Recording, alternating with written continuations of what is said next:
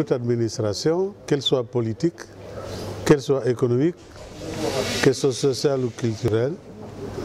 Et c'est la raison pour laquelle nous avons initié cette réflexion. Nous ne sommes pas les seuls à l'avoir engagée déjà. Comme je l'ai rappelé dans mon discours, la gouvernance fait l'objet de beaucoup de débats. Mais c'est un thème toujours d'actualité et elle doit être, cette gouvernance, au centre de toute initiative, de toute action. C'est la raison pour laquelle le bureau politique du parti a choisi ce thème.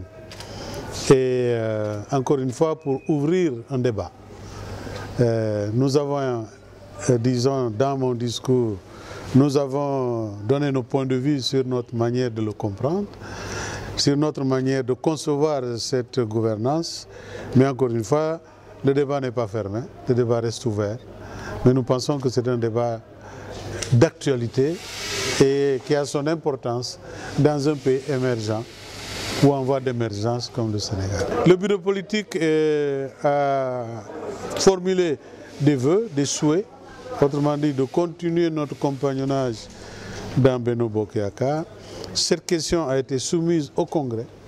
Tout à l'heure, les congressistes vont se réunir pour débattre des modalités de notre compagnonnage avec Benno Bokk Yakaar, comment renforcer, n'est-ce pas, cette coalition et dans quelles conditions nous pensons pouvoir aller ensemble aux prochaines élections législatives et dans quelle mesure nous pouvons également préparer les élections présidentielles qui se pointent à l'horizon dans 2 ans.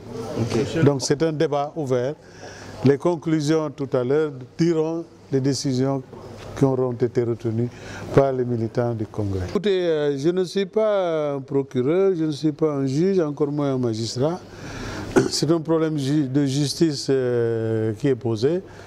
Je n'ai pas d'éléments suffisants pour vous donner une opinion. Mais je regrette simplement. Je regrette pour mon ancien parti qui s'appelle le Parti Socialiste, au flanc desquels je suis né. Je regrette simplement qu'on en arrive à une telle situation. Je l'ai dit dans mon discours, le Parti Socialiste, la roche-mère, et commence à se fissurer. Sans tambour ni trompette, nous faisons tout ce que nous pouvons pour aider à trouver une solution politique à cette affaire. Les partis judiciaires, je ne les connais pas, je ne les maîtrise pas. Ce qui nous intéresse, c'est que ce parti puisse retrouver sa solidité d'antan, là où le président Senghor l'a laissé, là où le président Abdou Diouf l'a fortifié, renforcé. Et il est bon que ce parti puisse continuer d'être une référence dans ce pays. Parce que partout où vous allez dans ce pays, n'importe quel petit coin, on vous parlera du président Léopold Sédar Senghor et du Parti socialiste. C'est une question qui m'a été posée. Nous avons toujours milité pour ça, que les sociaux-démocrates se retrouvent. Je parlais de la roche-mère, c'est donc fondamental. Il faut donc que tout ce qui gravite de manière satellitaire autour de cette roche se retrouve pour, n'est-ce pas, que la social-démocratie puisse avoir la force qu'elle mérite et prospérer au Sénégal. J'ai beaucoup confiance. Je crois que c'est important que les deux pays conjuguent leurs efforts pour trouver la paix en Casamance.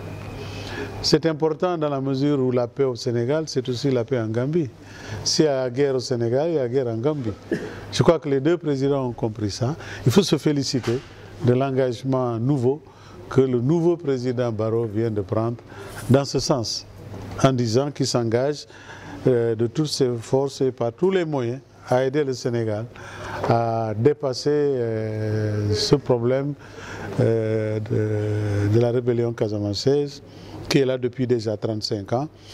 Et heureusement, dans des perspectives aujourd'hui qui nous font espérer qu'avec leur appui, l'appui des Gambiens, le Sénégal pourra avancer positivement vers la paix. Je l'ai dit dans mon discours, 266 ou 86 partis, c'est beaucoup.